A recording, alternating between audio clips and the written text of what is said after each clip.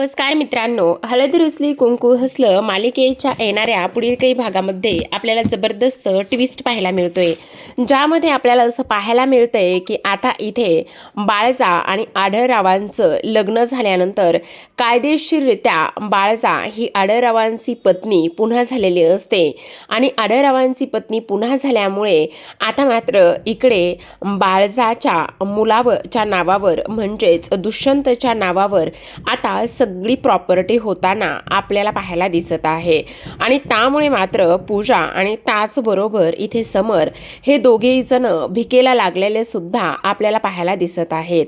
हेच आपल्याला याच्या ट्विस्टमध्ये पाहायचे, त्यामुळे व्हिडिओ शेवटपर्यंत पहा। तर आता प्रेक्षकांनो, आपण मालिकेमध्ये पाहतोय की इथे कशा पद्धतीने कृष्णाने मास्टर माइंड प्लॅन केला आणि त्यानंतर मात्र इथे आता तिने ह्या आढळरावांचं आणि बाळजाचं लग्न घडून आणलं, हे आपण पाहिलं। आता पुढे पाहूयात, जेव्हा ह्या दोघांचंही लग्न होतं त्यानंतर मात्र दुष्यंत कृष्णाला थँक्यू म्हणत असतो। अगदी कृष्णा, तुझे मनापासून थँक्यू, आभार। माझ्याच्याने सुद्धा एवढं सगळं काही झालं नसतं, पण तू जेव्हापासून आयुष्यात आलीस तेव्हापासून एक ना अनेक गोष्टी इथे होत आहेत। खरं तर अगदी मनापासून धन्यवाद। आज मी माझ्या स्वप्नातल्या आईबाबांना सुद्धा एकत्र पाहतोय आणि त्यामुळे मात्र मला फार जास्त आनंद होतोय, असं सुद्धा आता इथे तो बोलत असतो। आता हे सर्व काही बोलल्यानंतर कृष्णा मात्र म्हणत असते, हे बघा दुष्यंत सरकार, तुम्ही उगाचच मला थँक्यू वगैरे अजिबातच म्हणू नका। तुम्ही मला थँक्यू म्हणणं हे मला काही बरोबर वाटत नाही, कारण मी आबांना माझे बाबा तर इथे सासूबाईंना माझी आई असं मानत आहे आणि त्यामुळे त्यांच्यासाठी मला जे जे काही करता येईल त्या सगळ्या गोष्टी मी करण्याचा निर्णय घेतला आणि प्रयत्नसुद्धा केला। खरं तर एकाच घरामध्ये राहून इथे त्या अशा परक्यासारख्या राहत होत्या आणि ती गोष्ट मात्र मला आता सहन झाली नाही आणि म्हणूनच मी हा निर्णयसुद्धा घेतला आहे, असं सुद्धा आता इथे कृष्णा बोलत असते। पण दुसरीकडे मात्र पूजाचा सगळा प्लॅन विस्कटलेला असतो आणि त्यामुळे मात्र तिची फार जास्त चिडचिड होत असते। ती इथे म्हणत असते, हे सगळं काही काय झालेलं आहे, ह्या सगळ्या गोष्टी अशा पद्धतीने व्हायला पाहिजे नव्हत्या, कारण आता जर त्या लोकांच्या लक्षात आलं की इकडे दुष्यंत हा आता एकमेव मुलगा आहे आणि त्याचबरोबर त्यांनी जर सर्व प्रॉपर्टी जी आहे त्याच्या नावावर केली तर मग आपण काय करायचं, आपल्याकडे तर काहीच राहणार नाही, असं पूजा म्हणत असते।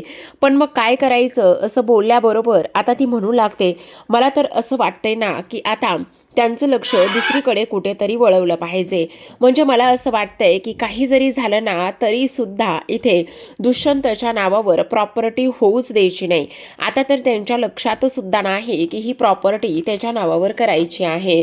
मग आता जर आपण इकडे त्या दुष्यंतचाच गेम वाजवला तर, जर आपण इकडे ह्या सगळ्या गोष्टी त्या पद्धतीने केल्या तर आता मात्र इकडे ही सावित्री जी आहे ती सुद्धा इथे पूजाची कानउघडणी करत असते आणि ती म्हणत असते, काही जरी झालं ना तरी त्या कृष्णीला एक फुटकी कवडी सुद्धा मिळता कामा नये।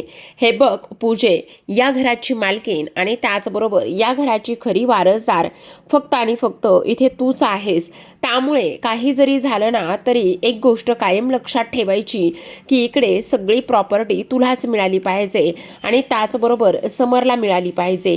ही गोष्ट मात्र तू कायम लक्षात ठेवायचीस, असं स्पष्टपणे आता इकडे सावित्री बोलत असते। मग मला त्या कृष्णीचा जीव घ्यायला लागला तरी सुद्धा चालेल। मग आता हा सुद्धा म्हणत असतो, तुम्ही अगदी बरोबर बोलताय, काही जरी झालं ना तरी सुद्धा सगळी प्रॉपर्टी ही आपल्यालाच मिळाली पाहिजे, असं सुद्धा तो इथे बोलत असतो। आणि तेव्हा मात्र आता ही पूजा म्हणत असते, पण मला ना आता कृष्णाचा काटा काढावा लागणार आहे, असं सुद्धा आता इकडे ती बोलत असते। आता कृष्णाचा काटा काढायचा, पण तो नेमका कसा काढायचा, काय करायचं हे मात्र ह्या लोकांनी अजून तरी ठरवलेलं नसतं। आता जेव्हा इकडे आता आपले आढळरावांचा आणि त्याचबरोबर बाळजाचं बोलणं होतं, आढळराव म्हणत असतात की खरं पाहायला गेलं ना तर इथे मात्र मला ह्या समरवर आणि पूजीवर थोडा सुद्धा विश्वास नाहीये, कारण मला असं वाटतंय की ही जी काही सर्व प्रॉपर्टी आहे ना ती सर्व प्रॉपर्टी इथे आता मी कृष्णा आणि त्याचबरोबर इथे दुष्यंत ह्या दोघांच्या सुद्धा नावावर केली पाहिजे. मग तेव्हा बाळजा म्हणत असते, हे बघा असा कोणताही घाई गडबडीमध्ये निर्णय घेऊ नका, कारण इथे समरसुद्धा तुमचा मुलगा आहे. पण आढळराव म्हणत असतात, तो आत्तापर्यंत कसा वागलाय, काय वागलाय, ह्या सगळ्या गोष्टींचा विचार केला गेला पाहिजे की नाही, असं सुद्धा ते बोलत असतात. आणि ते बोलल्यानंतर आता मात्र ती इथे विचार करत असते, मग वेळ कसली घालवताय तुम्ही, ताबडतोब इथे आता वकिलाला फोन करून बोलून घ्या. मग आता लगेचच इथे आढळराव वकिलांना फोन करून सगळे काही पेपर्स वगैरे बनवायला सांगत असतात. आणि सर्व पेपर्स वगैरे बनवायला सांगितल्यानंतर आता आढळराव घरातल्या सर्व सदस्यांना इथे बाहेर बोलावून घेतात. आणि सर्व सदस्यांना बाहेर बोलावून घेतल्यानंतर आता मात्र पूजाला असं वाटत असतं, जो प्लॅन मी इथे करायचा ठरवला आहे, ज्या प्लॅनची मी एवढी वाट बघत आहे, तो प्लॅन मात्र अशा पद्धतीने लगेचच समोर येईल असं मला वाटलं नव्हतं. पण आता काही जरी झालं तरी सुद्धा ही प्रॉपर्टी ह्या दुष्यंतच्या नावावर होता कामा नये, मला काही करून बोलावं लागणार आहे, असं सुद्धा आता इकडे ती बोलत असते. आणि तेव्हा आता लगेचच समर म्हणत असतो, काय झालं बाबा, तुम्ही आता इथे सर्वांना आम्हाला का बरं बोलवलं आहे. तेव्हा लगेच आता इथे आढळराव म्हणत असतात, का बोलवलं आहे ही गोष्ट तू मला विचारू नकोस. खरं पाहायला गेलं ना तर आता मात्र इकडे हे डोक्यावरून पाणी चाललेलं आहे. आता मात्र इकडे दुष्यंतच्या नावावर सर्व प्रॉपर्टी करायची आहे, असं इकडे ते बोलत असतात. आता दुष्यंतच्या नावावर सर्व प्रॉपर्टी करायची आहे आहे ऐकल्यानंतर बाळजाला तर आनंद होतोच असतो, पण दुसरीकडे मात्र आता इकडे सावित्री सुद्धा असते. आणि सावित्रीला मात्र अजूनच राग येऊ लागलेला असतो. सावित्री विचार करत असते, ह्या सगळ्या गोष्टी काय आहेत. दुष्यंत मात्र हसायला लागलेला असतो. पण सावित्री म्हणत असते, तुम्ही हे सगळं काय करताय, तुम्ही एकटे अशा पद्धतीने निर्णय नाही घेऊ शकत आहे. तुम्ही एकट्या दुष्यंतच्या इथे नावावर ही प्रॉपर्टी नाही करू शकत आहे, माझी पूजी सुद्धा आहे. तेव्हा मात्र इकडे ते म्हणत असतात, आमच्या घरच्या गोष्टीमध्ये तुम्ही बोलायचं काम नाही आहे, कारण जे काही करायचं होतं ते ऑलरेडीच आम्ही करून झालेलं आहे, असं ते म्हणत असतात. आणि तेव्हा मात्र लगेचच जे काही प्रॉपर्टीचे पेपर्स आहेत ते प्रॉपर्टीचे पेपर ते आता लगेचच इथे दुष्यंतच्या आणि कृष्णाच्या हातामध्ये देत असतात. जेव्हा दुष्यंत आणि कृष्णाच्या हातामध्ये ते प्रॉपर्टीचे पेपर देतात त्यावेळेला मात्र पूजा म्हणत असते, पण हे तुम्ही फार जास्त चुकीचं करताय. ह्या अशा पद्धतीने गोष्टी करून नेमकं तुम्हाला सध्या काय करायचं आहे, तुम्ही फार चुकीचा विचार करताय. तेव्हा मात्र इकडे आम्हाला काहीच देणार नाही आहात का. तेव्हा ते म्हणत असतात, असं कोणी सांगितलं की तुम्हाला मी काहीच देणार नाहीये, तुम्हाला सुद्धा बऱ्याच काही गोष्टी मी देणार आहे, तुम्हाला काळजी वगैरे करण्याची काहीच गरज नाहीये, तुमची मी सोय करून ठेवली आहे. असं म्हणून आता जवळपास 10% प्रॉपर्टी जी आहे ती 10% प्रॉपर्टी ह्यांच्या नावावर केलेली असते.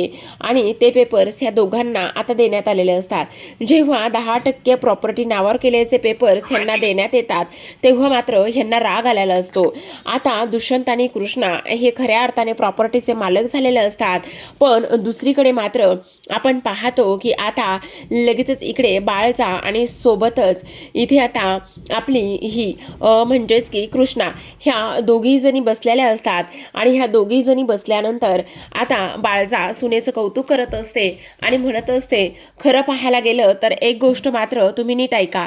हे बघा, सगळ्यात महत्त्वाचं म्हणजे आता ही जी काही प्रॉपर्टी तुमच्या नावावर झालेली आहे ते तर सगळं ठीक आहे, पण अजून सुद्धा एका गोष्टीचा तुम्ही नीट विचार करा की आता ह्या घराण्याला खरा वारस मिळाला पाहिजे, म्हणजे आपल्या घरामध्ये आता इकडे पाळणा हल्ला पाहिजे, असं इकडे ते बोलत असतात. तेव्हा आता कृष्णा फार जास्त लाजलेली असते.